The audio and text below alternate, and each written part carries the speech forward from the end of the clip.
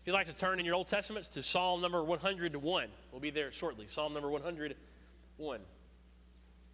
101. You may have heard the legend that gets told from time to time about a young student and his teacher. Student kind of was growing in his resentment and just feeling the pressure of the high standards, the intensity of his teacher. And so he tried to devise a plan where he could kind of get one up on the teacher and be able to say, look, I'm smarter than you. So he grabbed a little bird flying nearby. And he held it in his hand and he figured out what he could do. He thought, well, I'll make my teacher guess what's in my hand, and if he guesses it correctly, I'll ask him to decide and to guess, is the bird alive or is the bird dead? And either way he answers, I can be right. Because if he answers, the bird is alive, I'll crush the bird in my hand. But if he answers, the bird is dead, I'll let the bird fly free, and I'll be proven correct. So he hides the bird behind his hand, and he speaks up and says, oh, teacher, do you know what's in my hand? The teacher says, son, yes, you have a bird. The boy says, okay, teacher, is the bird alive or is the bird dead? The teacher got serious and stopped and paused for a minute, and he knelt and looked in his eyes and said, son, the answer to your question is completely in your hands. The spiritual enemy of our souls loves to try to put us in similar situations to that one. He loves it when we feel paralyzed, such that we grow indecisive altogether about a choice we must make. He loves it when we feel as though we only have two choices and they're both not good. He loves it when we feel that way, that we feel that no matter what we do, we lose. He loves for us to think anything except that the power of choice is within our hands.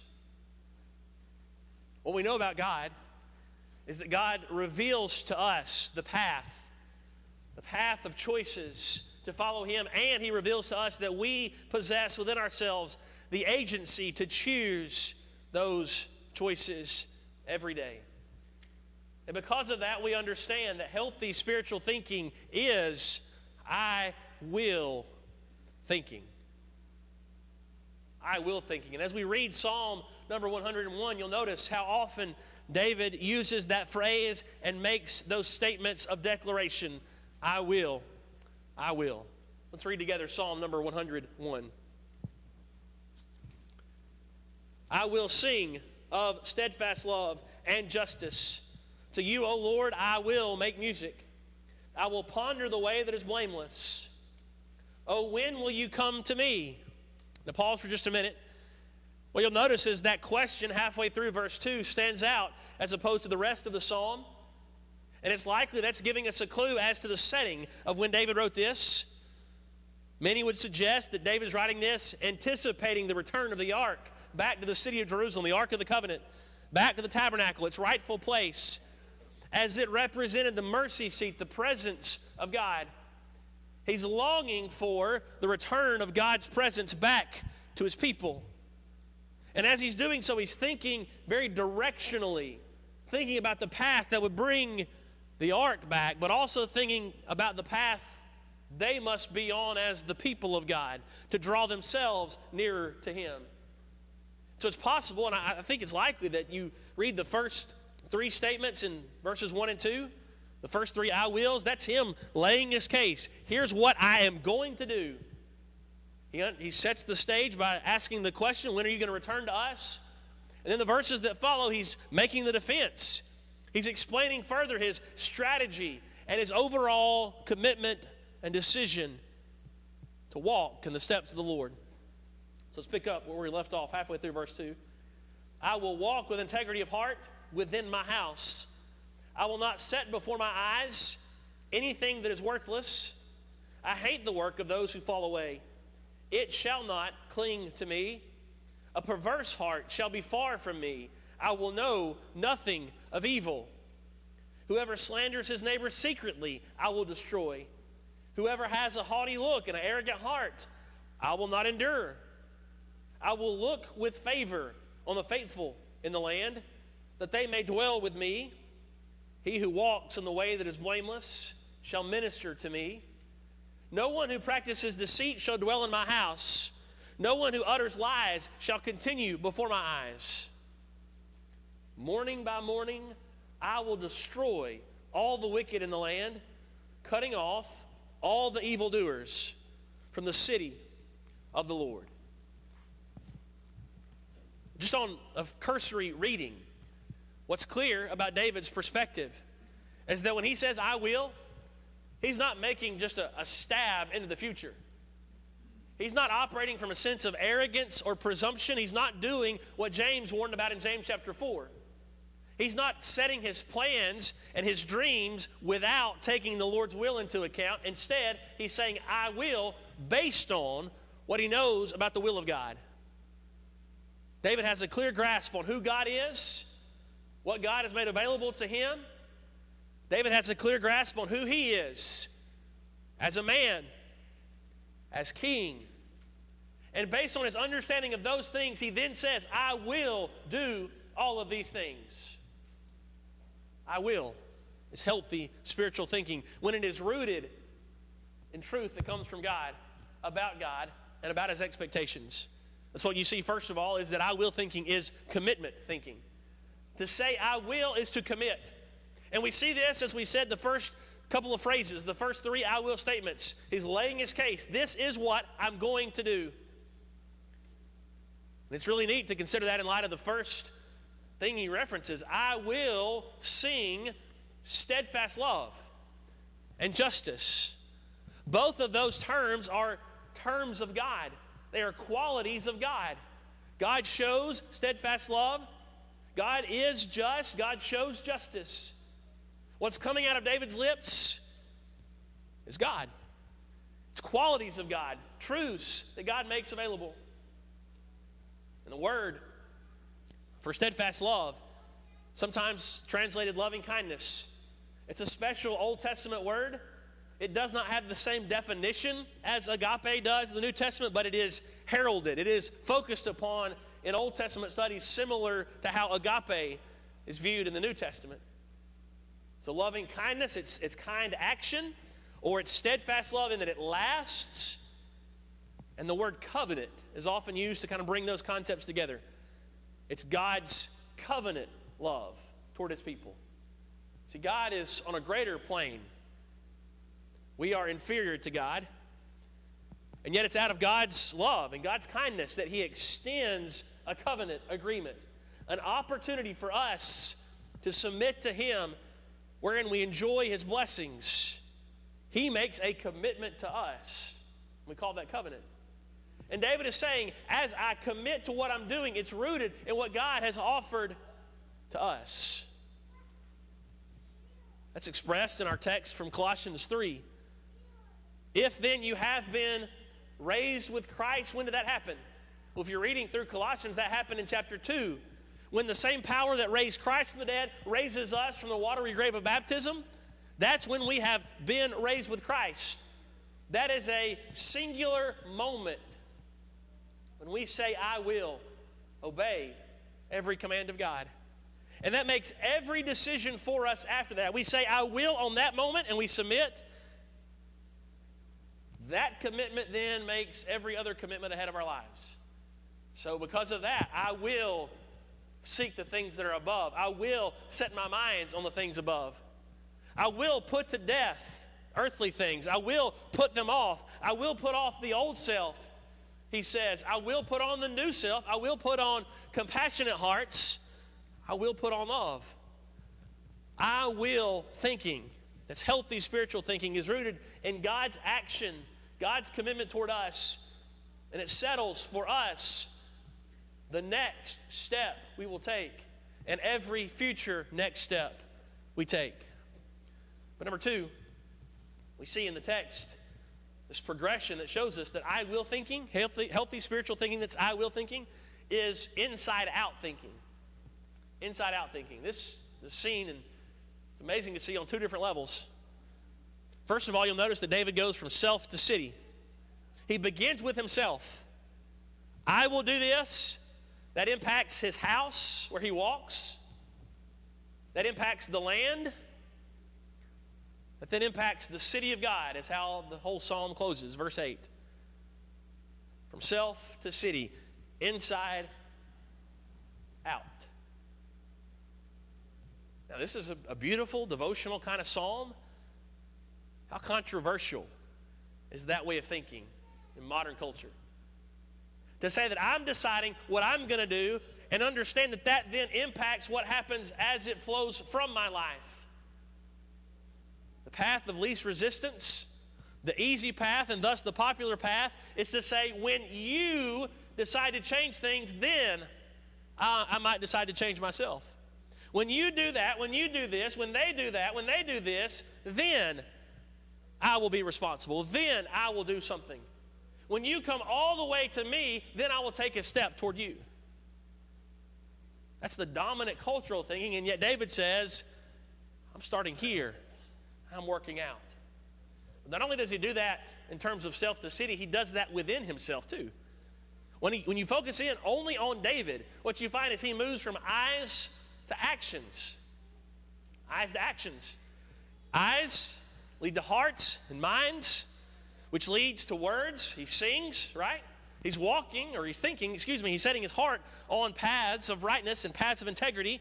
So that's his heart. And then he's going to sing, he's going to speak, he's going to cut off impure speech. It's words. And it leads to actions. He's walking in the right paths. Eyes fuel our hearts and our minds, which then lead to our words, which then leads to our actions. David has a healthy understanding to be able to say, I will respect and commit to this inside-out living and thinking. And you'll notice as you read that eyes are a common refrain, a common reference throughout the psalm. In 8 verses, there are 5 references to eyesight. Verse number 2, I will ponder the way that is blameless. Ponder is not just an intellectual term. This Hebrew word combines consider or think along with eyesight. So you can see he's thinking of multiple paths. He's got in front of his eyes multiple paths, and he says, I'm considering all the paths in order that I might lock in on and ponder the path that is blameless. I need to exercise my eyesight in a responsible way to choose what God has revealed as the blameless path. Then verse 3, I will not set before my eyes anything that is worthless. Why would you say that, David? Okay, he's thinking directionally. He's thinking about a path. And he understands that if I allow something in front of my eyes that is worthless, it will distract me, and I'll follow the worthless path, not the blameless path. Verse 2. David understands that we possess the power to control our eyes, but we must do so knowing the eyes possess the power to control us. And that when we are distracted by worthless things, it leads us away from blameless things, and pure things, and right things. Drop down to verse 5.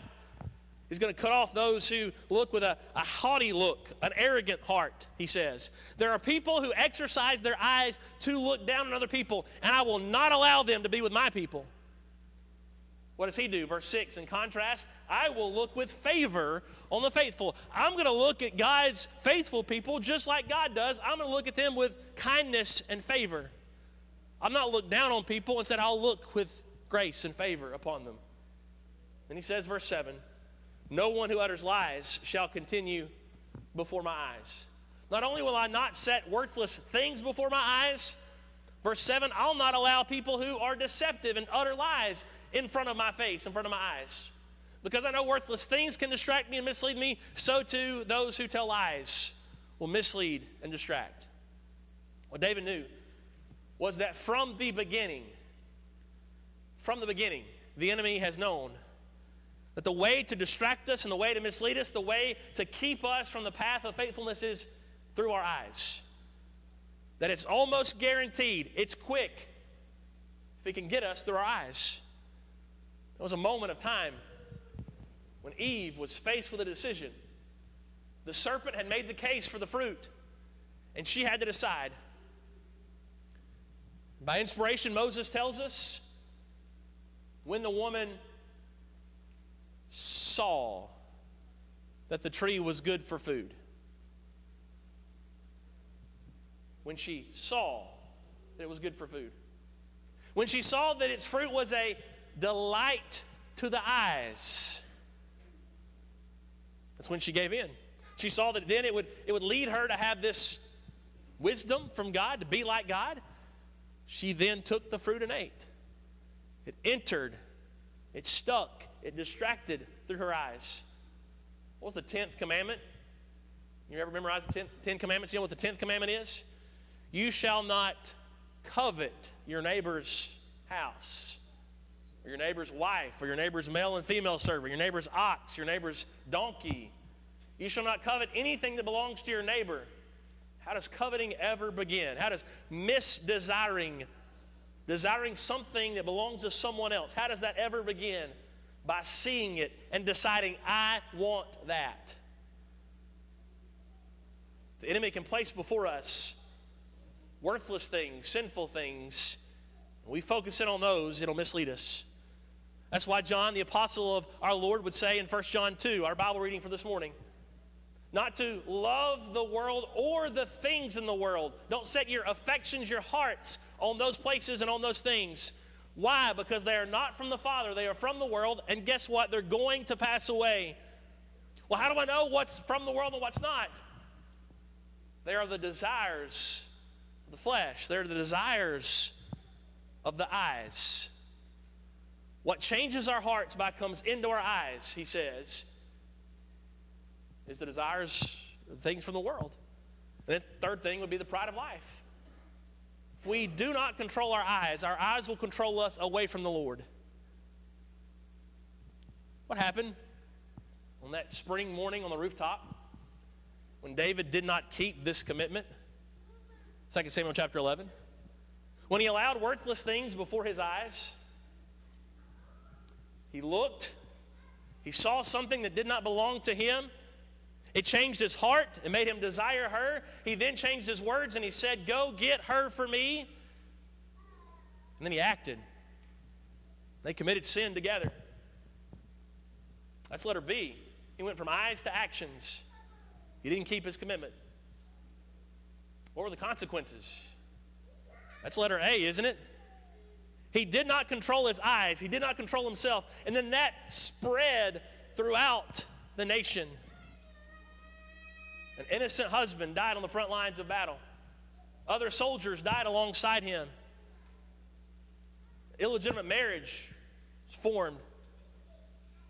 A newborn baby would die soon after being born. And now you have the king that was selected by God, the one who was after God's own heart, the one who had restored things after Saul. This God-fearing nation now is tainted with scandal and deception. What started in his eyes influenced self, and what influenced self spread throughout his own people. Let's be clear about something when we read, especially verse 3. This has always been true. But, and, since we are now in a digitally saturated, digitally dominated world and era, and we're not going back. Technology is here and here to stay. And it's ever increasing at an ever increasing speed. We must deepen this commitment. We must deepen our I will thinking to say, I will not set before my eyes anything that is worthless. I will not. I will not set before my eyes pornography in any form. I will not set before my eyes any other sexually inappropriate and enticing entertainment. I will not set before my eyes gratuitous and shocking violence. I will not set before my eyes propaganda that tries to change values and is deceptive on purpose. I will not set before my eyes any worthless thing, because I know that any worthless thing possesses great power to lead me away from the blameless one and his blameless path.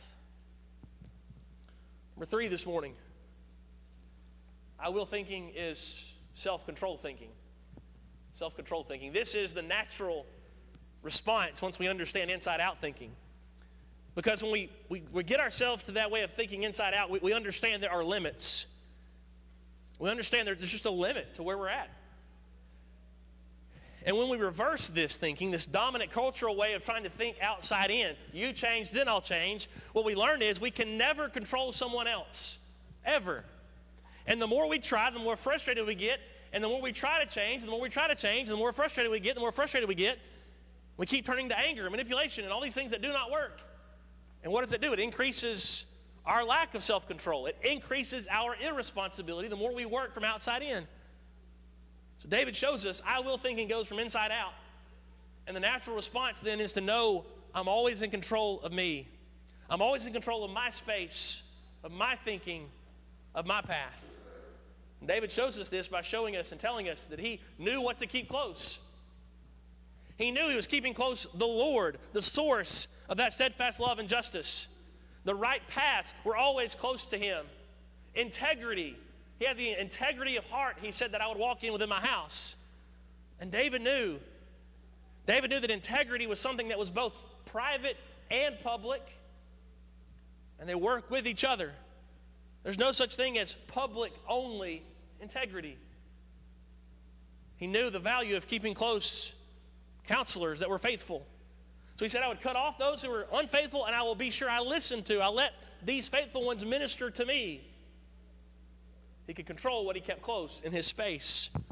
But he also would tell us and show us that he knew what he could control by what he kept at a distance from himself. All the things that he would cut off, those were in his power to control. He would distance himself from worthless things, from people who had fallen away, the weak. Distance himself from perversity, from evil, from those who would slander, those who acted out of arrogance, from deceitful people, from wickedness, from evildoers. It was rooted in his desire to protect himself, but also to protect the land and to protect the people of God that he was entrusted with, both in his house and in his city. So he exercised self-control.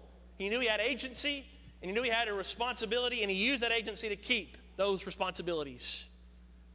Just like the eyes, this too has been this way from the beginning. From the beginning, in the garden, God revealed his expectations. He revealed responsibilities to man.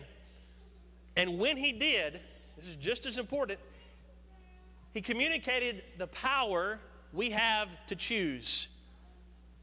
He gave and revealed responsibility, and when he did so in terms of agency. You get to choose. So in the garden, Genesis chapter 2, the Lord took the man and put him in the Garden of Eden to work it and keep it. You hear the responsibility there? You're here and you work it. You keep it. Verse 16, the Lord God commanded the man, saying, you may surely eat of every tree of the garden. You have the right, you have the ability to go out all over this garden and eat from every tree. But of the tree of knowledge of good and evil you shall not eat. There's one tree you shall not eat of. For in the day that you eat of it, you will surely die. You hear the agency there? In the day that you eat, you will surely die.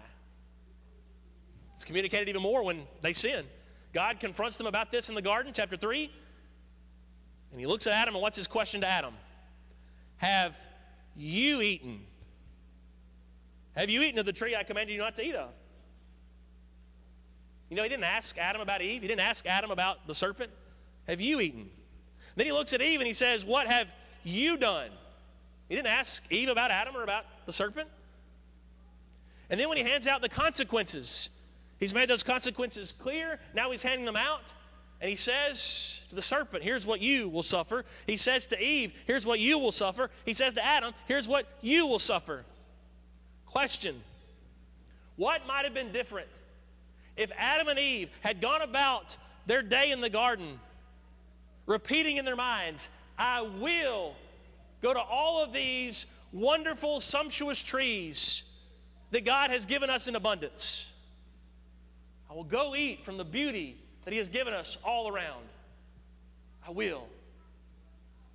I will keep my appointment and walk with God. I will not set before my eyes the tree of the knowledge of good and evil. I will not eat of that fruit. What might have been different? What will be different today? The more we understand we are given agency, the ability to choose, and that the more we exercise that agency toward responsibility, the closer to God we walk, and the more we walk with Him in enjoyment, in pleasantries, in abundance, and in freedom. What Adam and Eve and what David after them prove is that the more we exercise agency toward irresponsibility, we create a vacuum. We create empty space within which more irresponsibility will happen. And eventually, truth and righteousness will crush us. Because righteousness is always right, and truth is always right, and we cannot avoid it. So the more we turn ourselves as enemies away from truth and responsibility, the more we're enslaved and the more we'll be crushed eventually by truth. But the more we turn to it, the more we live by it, the more we bring ourselves into submission to it, the more we find freedom. Freedom to declare just what David declared. Freedom to declare, I will sing about steadfast love and justice.